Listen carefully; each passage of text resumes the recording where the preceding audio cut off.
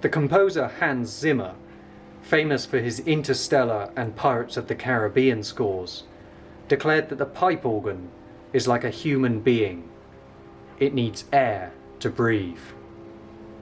I wonder if he'd ever tried a harmonium, an instrument so expressive that its sounds could replicate the vibrato of a human singing voice. I know where I can find one, and it's about time I went to see it.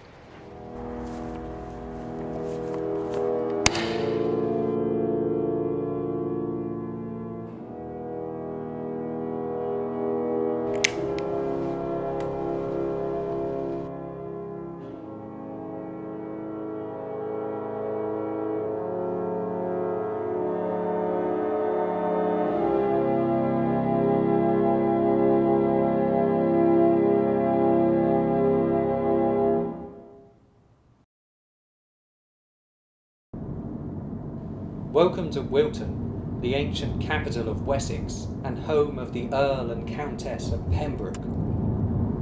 I'm passing through this town on my way to Netherhampton, a small village part of the same parish, in search of my harmonium.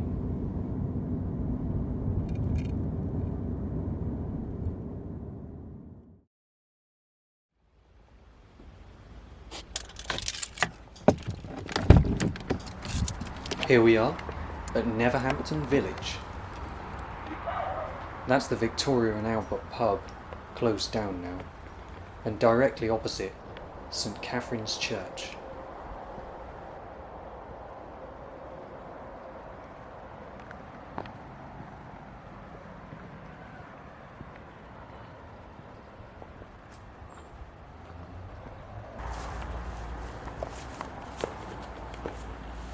The whole church, except for the tower, was rebuilt in 1876 by the Gothic revival architect William Butterfield.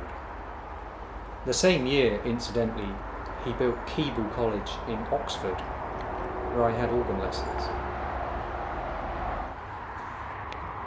There is a very busy road that runs almost directly past this church. What a gorgeous, quintessentially English church. Amazing. It looks very, very beautiful here in the sunshine. Look at these hinges. More views of William Butterfield's stonework.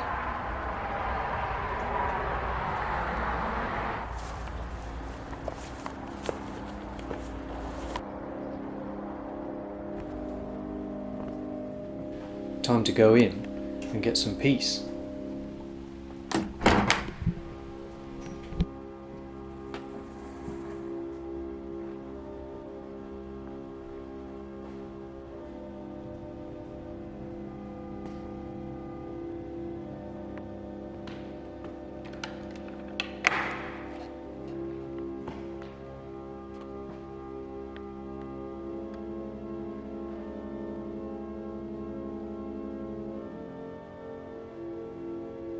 I can still make out the distant roar of rush hour traffic, but inside this church, it's calm, it's peaceful, the perfect atmosphere to explore an instrument which has accompanied worship here for more than 100 years.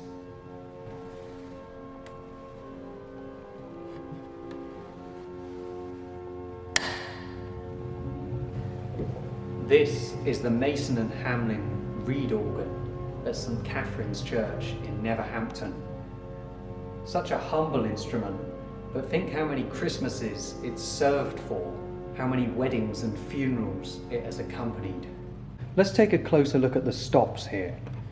This organ is essentially split into three parts. You have the upper part of the keyboard, controlled by these stops, the lower part controlled by these, and then finally there's a bass section which is for the sub bass, which is like a 16-foot pedal stop on an organ. And then it stops after C. The diapason, viola, and viola dolce affect this lower part of the keyboard.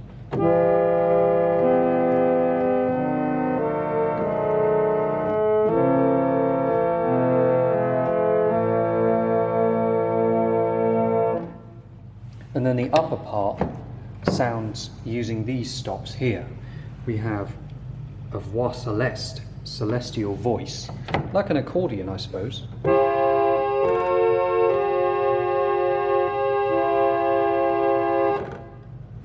The melodia is the basic stop here, the plainest sound. The flute is the highest, an octave higher. And then there's also a seraphone with a slightly different tone quality. The most interesting stop of all here has to be the vox humana, the human voice stop. Here's the vox humana. Even though it doesn't work, I can show you what's supposed to happen. Remove some flower stands.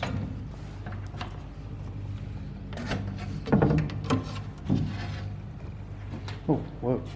So here is the interior of this cabinet organ. Spiders have made their home in here over many years. Anyway, the most amazing, ingenious feature, which sadly doesn't work here. Here's the connector for the vox humana. That would have originally connected to this flap. Look at that. It's been disconnected. But that would have been originally connected. Oh, wow. Okay, we're getting some sound here. Okay, this, I can't believe this is actually working. Look, the flap is spinning slightly now. I expect originally that would have gone faster than that. And the purpose of this is to make the sound of the reeds reflect back on themselves. So you create an undulating effect. Hence, human voice. So there we are, a piece of incredible 19th century musical technology. Let's see if it works.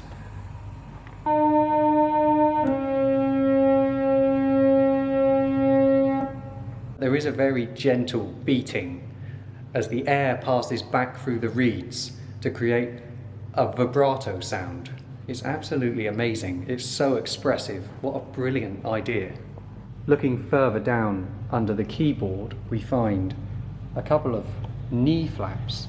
These are actually called knee swells. And you can read there, it says patented full organ, June the 25th, 1878. What these flaps do is control the volume of the organ. I draw a few stops, I play a chord, and then I open the knee flap. What we get is a crescendo, just like on a pipe organ.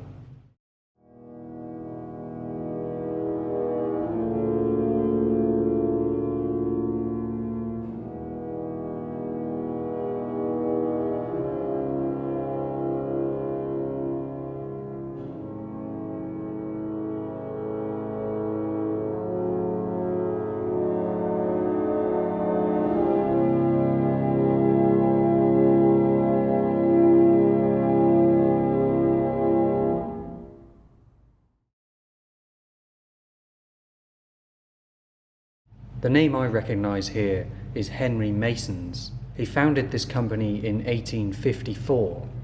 At its peak, the company employed 500 workers and they produced about 200 organs a week. These instruments were extremely popular and extremely well built. In fact, I think the most famous customer was Franz Liszt. Henry Mason's father was one of the greatest hymn writers of his generation. He actually composed one of the most brilliant American hymn tunes ever written.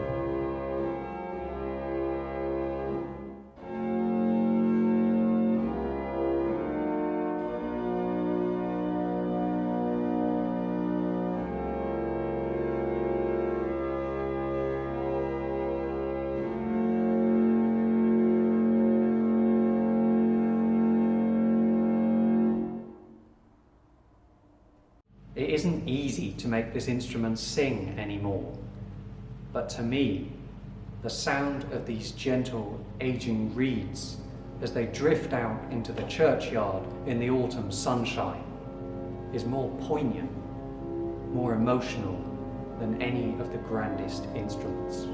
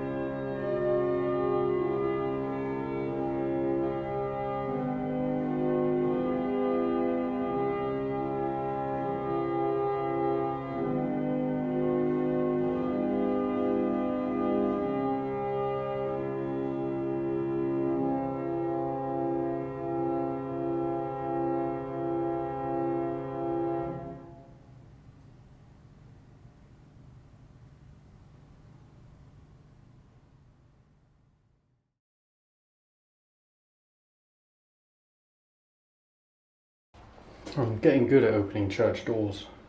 It's all about the sound, the latch, the heavy push,